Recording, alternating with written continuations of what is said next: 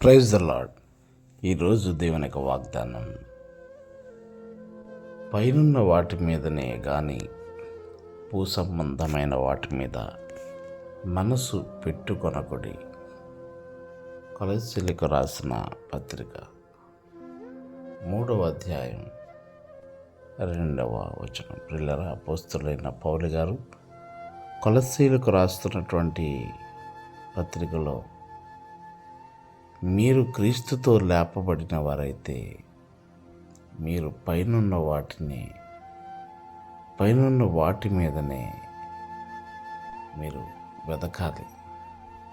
భూ సంబంధమైన వాటి మీద దేని మీద కూడా మీ మనసు పెట్టుకోవద్దు అని అన్నారు.